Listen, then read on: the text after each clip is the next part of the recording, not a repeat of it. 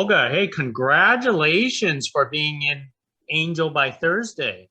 Hi, Gig. Thanks so much. Thank you. I really appreciate all the shout out. And you know what? No, thank you for talking to us. I know I want to say it's what is it like early afternoon there in Hawaii for you right It's almost 5 p.m. Yes. now?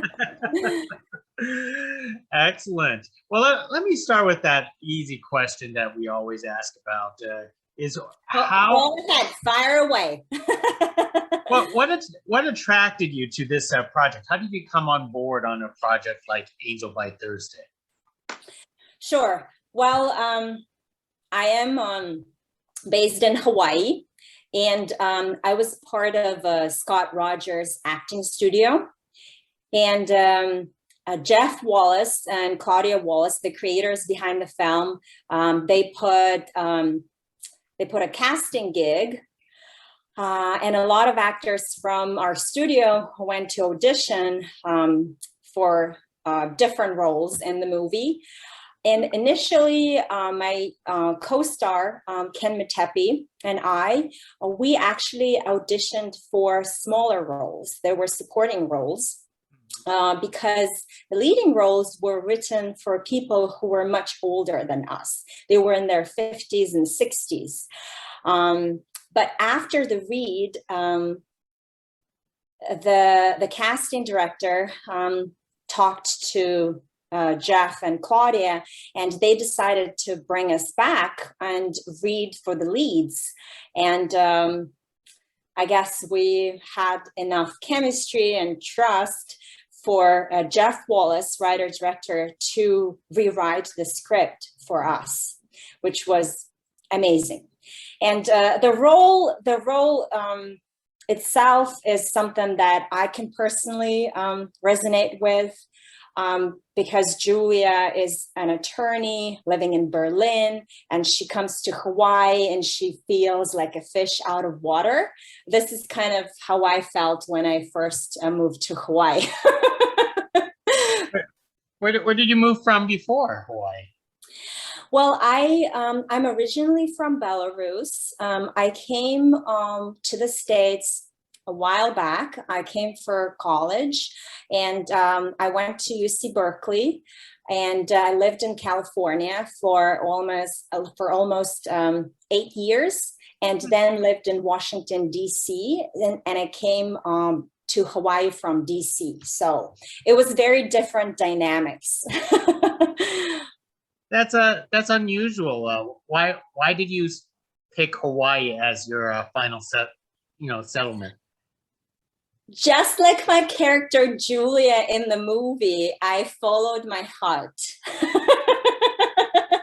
My husband, my boyfriend then, my now husband, he actually, whom I met in California, he actually got a job here in Hawaii. And so we did long distance for a year while I worked in DC. And he was trying to find ways to lure me in. And he was successful. He told me basically that, I always knew that you wanted to do acting and to dedicate more of your time to your acting career. And I feel that Hawaii has that atmosphere that kind of opens you up, that allows, for you to be more creative. And so that was the hook. Oh, the hook itself was that he was going to allow you to do more acting. I was imagining the ring was the hook. And that too. It was a cocktail. It was a combination of ingredients that I couldn't say no to. Absolutely. Now, Hawaii is a different atmosphere for acting than California or Atlanta or Vancouver. Could you tell us about this acting community? I'm assuming everybody knows everybody there on that island, huh? Sure. Well, Hawaii acting community is pretty tight. However, Hawaii is also, I find it to be a transitional place for many. They come in here for a couple of years and then they move back to where they're originally from. So including actors, they kind of come and go, but there is definitely an acting community here and filmmaking community that, you know, do a lot of stories that are focused on Pacific Islander culture and telling Hawaiian stories from like social and economic and cultural background. But at the same time, Hawaii is very diverse. It's very diverse. So, and I feel that it's growing every year. And there is a lot more stories coming out of Hawaii that are, you know, very different. And a lot of comedies, a lot of drama, but at the same time, a lot of TV shows here. We have 3 TV shows filming here at the moment, and quite a few Hallmark films are coming in and Hollywood films. So in that sense, it does attract a lot of talent. So there is work. There's not as much as in LA or New York or Vancouver. I do audition in LA and New York, but right now, especially after the pandemic, everything is online, everything is self-taped. So it has become even easier in that sense, if you hear what I'm saying. I hope that answers your question. So Hawaii does have acting community. I don't know. I mean, Hawaii is laid back, but at the same time, when you're on set, you still have to be on time. If your call time is at 6 a.m., you still have to show up at 6 a.m. You know what I'm saying? So when it comes to filmmaking, I can't really say it's laid back. That is true. That is true. Well, and you said you relate to the character quite a bit. Julia, because, yes. Yeah, because she is basically fish out of water coming to to Hawaii at the time. But what about the personality of Julia? Because she seemed you know, at the beginning she seemed kind of a little spoilish. Don't you think so? Yes, in that sense, I could relate a lot to her in the sense that, you know, she went through a lot to end up where she is. She has overcome a lot of challenges, and that definitely made her bitter and angry in many ways and more closed up. But when it comes to me personally, I have overcome a lot of challenges in my life, but that didn't make me bitter, thankfully. So I would say that was the biggest difference. However, I have, you know, grown up in Eastern Europe, and I started my college education in Eastern Europe and Belarus. And then when I moved to California, I went to Berkeley. Although they like to say California is laid back, Berkeley wasn't laid back. It was very competitive. And so after Berkeley, I had a job in PR, and then when I started acting, I started auditioning, and it was all very competitive environment. And coming to Hawaii, it definitely taught me to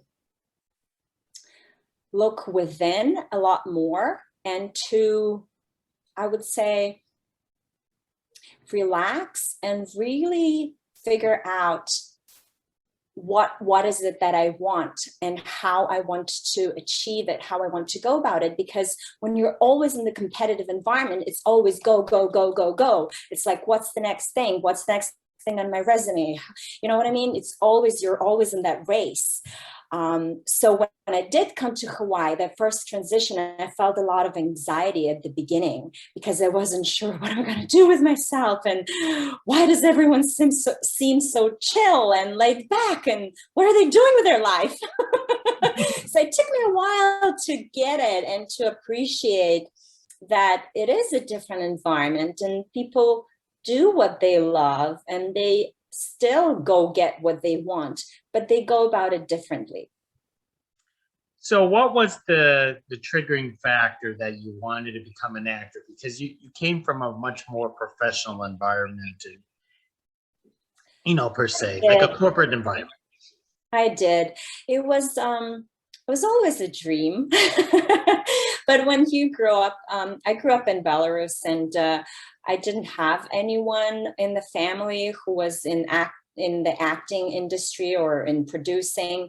And it was always more like you have to get higher education. Both of my parents had higher education. You have to get a stable job. You have to be successful. And I was kind of always thinking in that direction.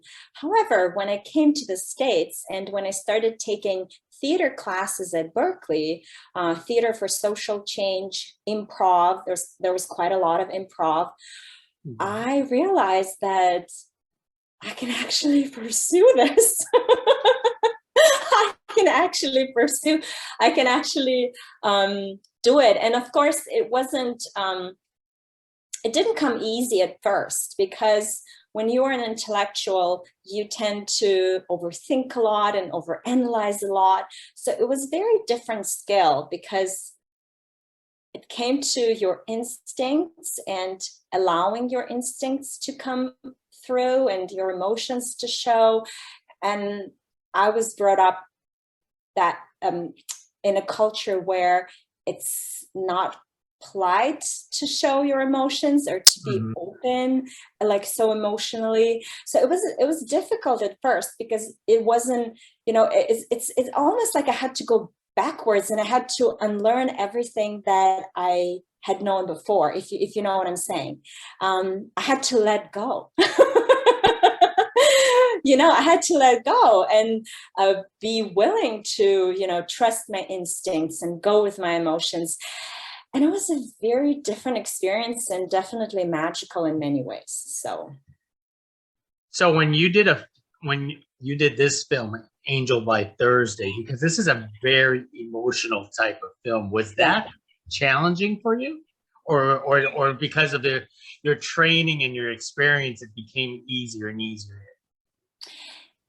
It was definitely an emotional roller coaster ride, for sure. It is a pretty heavy role. And however, I feel that I had an advantage because I had awesome coaches that I worked with.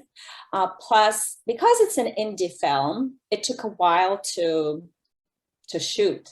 And so we shot the whole film over a course of a year. So yes, which had its advantages and disadvantages, but I tended to look at it as an advantage because I really got a chance to work on my character arc.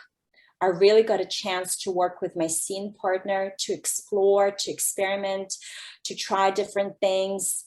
And I really got that chance to live in that character for a year. It was almost like, I went to this acting academy for a year. And I found it to be definitely an advantage when it came to my performance. And so I had a lot of chances to, let's say, I don't want to say do it right, but but just put my best, self into it. And I feel that I've accomplished that at that time. So yeah. That's a very long time for preparation, but it worked well. I'm curious. You mentioned before that you worked with Russell before, or basically trained with Russell before. What is he like in real life? Because I can imagine he's very different from his character, right? You mean Russell or Ken? Russell, right? Russ. So Ken was basically my scene partner most of the time. Yeah. Ken is your scene partner. And Russell, yes, Russell, I haven't trained with Russell. Oh, okay. Yeah, I trained with Ken. We trained at Scott Rogers Acting Studio. Okay. But Well, I let me ask about Russell first, and then Okay. then we'll talk. Russell was amazing to work with.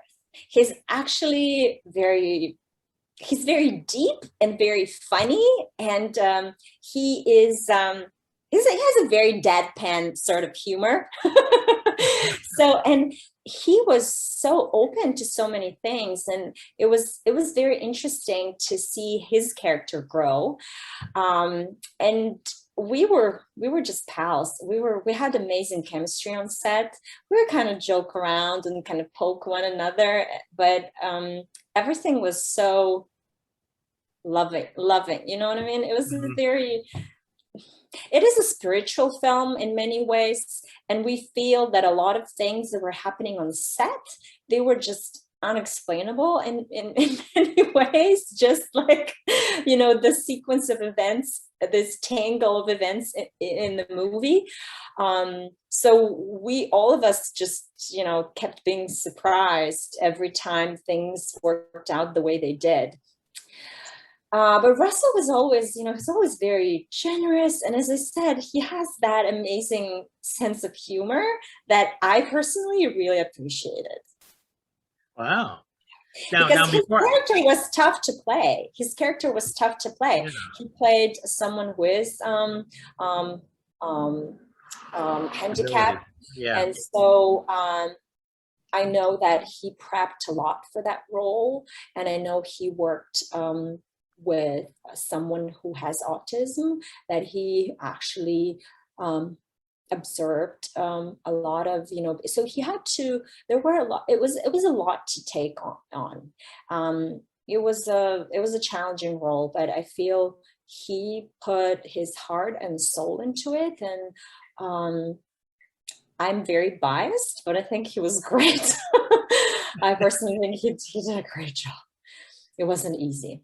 Well, if you could play something that's completely different, then that's an accomplishment for him. Yes. Now you said Ken was the one that you trained with, and he is actually your scene partner throughout most of the movie. Yes. Was it easy to develop a chemistry with somebody that you kind of trained together for a very long time, like Ken? Well, we I would say yes and no, because we didn't know each other that well when we started shooting the film. We were in the same acting studio, but right before we auditioned for the movie, I don't believe we had a scene, or maybe we had one scene together. It was from A Streetcar Named Desire. It was a very heavy scene.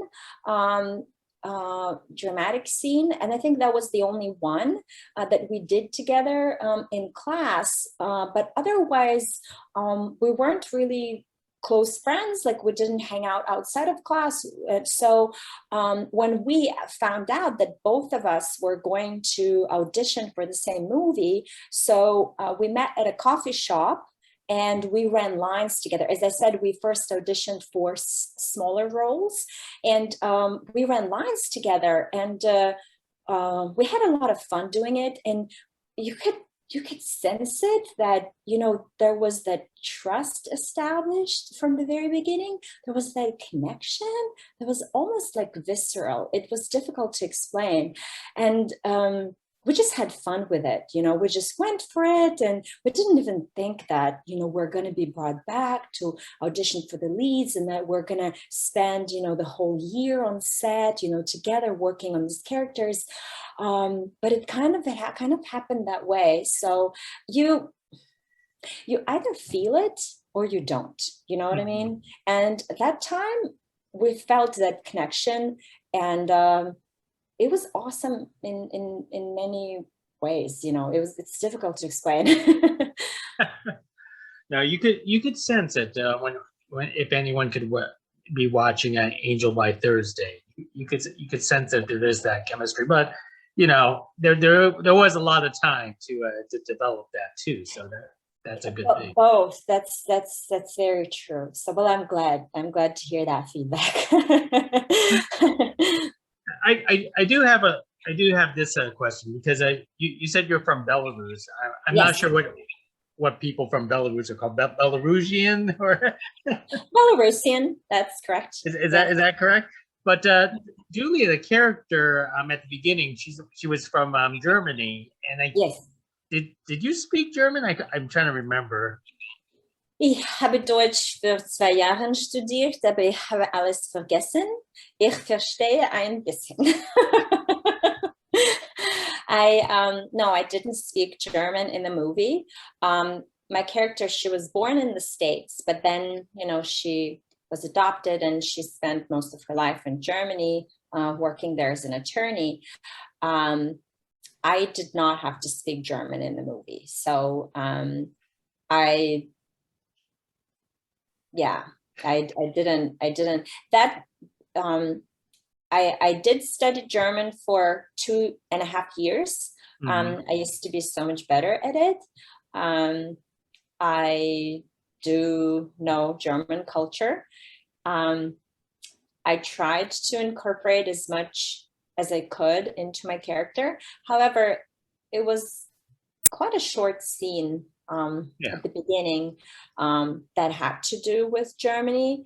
So didn't really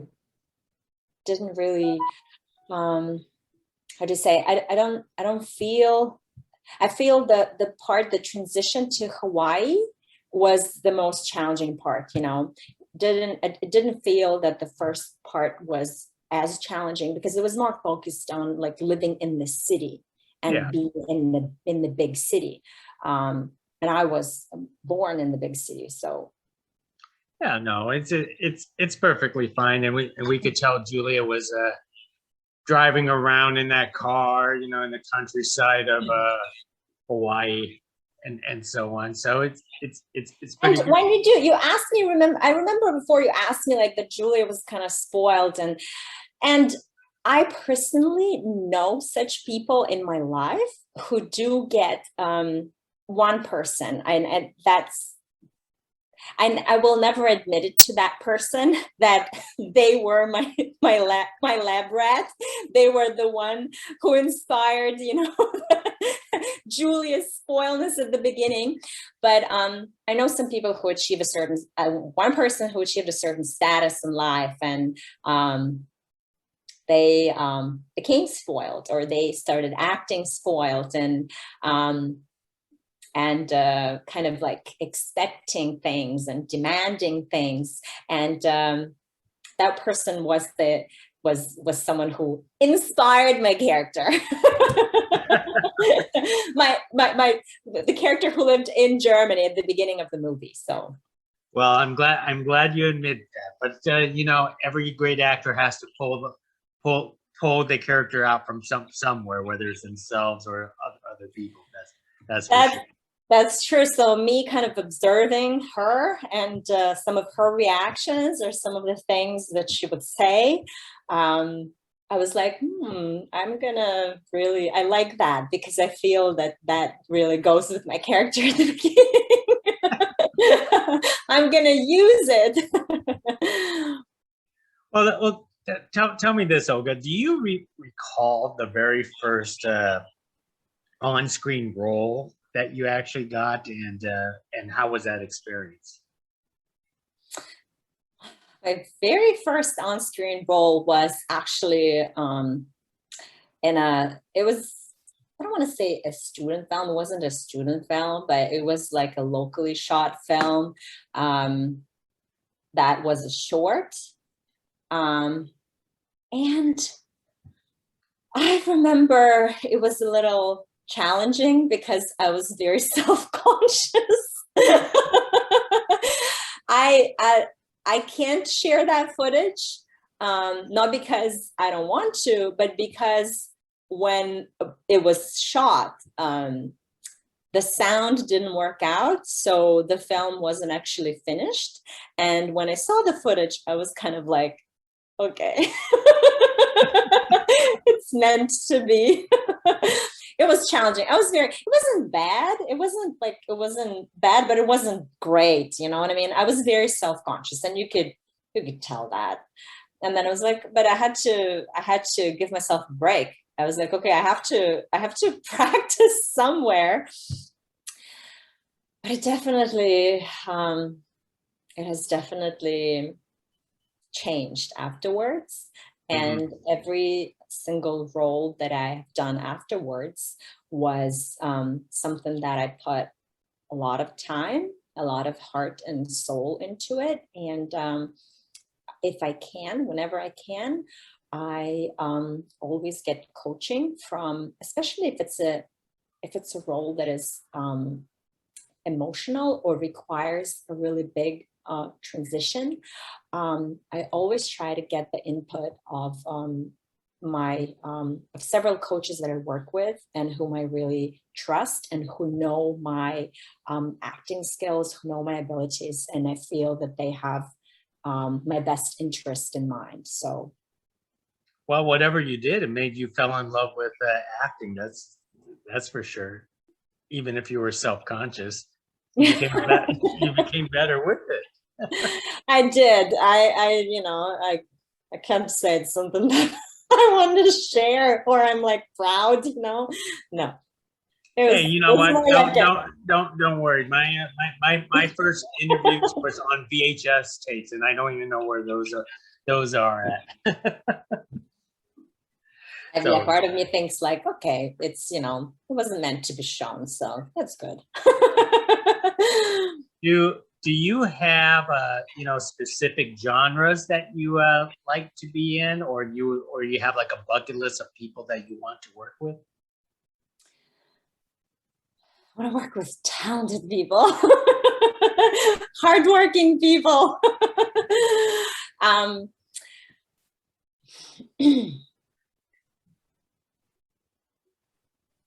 Bucket list of roles. Was that the question? Bucket list of people and roles. Okay, so where do I start? Where do I begin? So it's a long bucket.